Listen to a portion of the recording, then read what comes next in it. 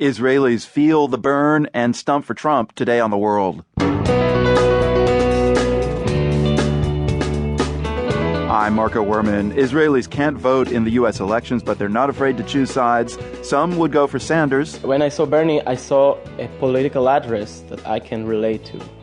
And this is something that it's really hard for me to find in Israel. Others would go for Trump. We just love to say as it is, And I think Trump is very much like that. I think that if he was in the Israeli politics, he would probably succeed very much. Plus, new pathogens leave health officials scrambling. We can't develop drugs and vaccines fast enough to contain them before a lot of people experience untreatable disease. Those stories today here on The World.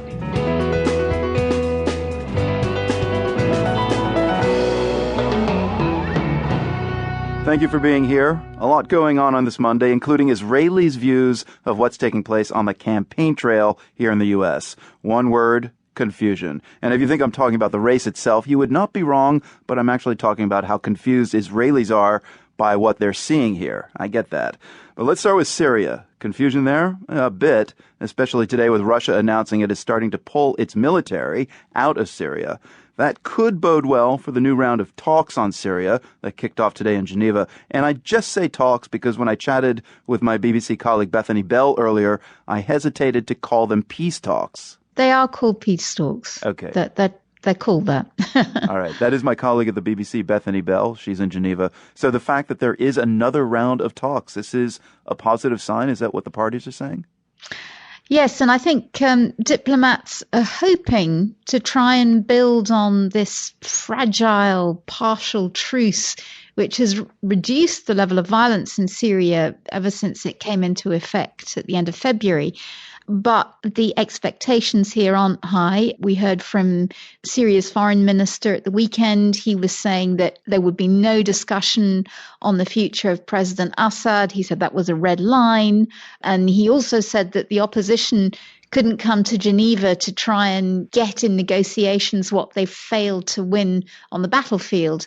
And then also we've heard from the opposition saying Assad has to go. Assad has no place in a new government in Syria. So who is at these talks right now and who, crucially, is not at these talks? At the talks, there's a delegation from the Syrian government. There is also the main Syrian opposition alliance, the High Negotiations Committee, which is backed by Saudi Arabia.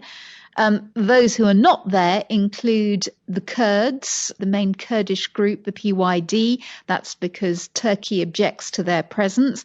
And of course, also not at the table are the so-called Islamic State and the Al-Nusra Front, the jihadist Islamist groups. Right. So the sides that are there, what are their key demands right now? Well, what the UN says it's hoping to try and do here in Geneva is to set up an agenda where they start talking about transitional government, moving from what is now the case to a future. But as you can see, just from what I've been saying about the two sides, the positions are very, very different, very far apart. Now, the UN Special Envoy for Syria speaking here in Geneva today said, really, we're at a moment of truth for the peace talks. He said, the mother of all issues at the table here is political transition. And he said the only alternative, the only plan B is a return to war, which he says would be even worse than before if they can't keep these talks alive. The special envoy says that if he doesn't see the two sides being willing to negotiate, he will pull in the big foreign backers, the United States, Russia, the UN Security Council, to try and get them to try and put as much pressure on the sides to try and get something to come out of this. But it's going to be tough going. I gather the Syrian government has submitted a document called Basic Elements for a Political Solution. What is that all about? Is that also transition?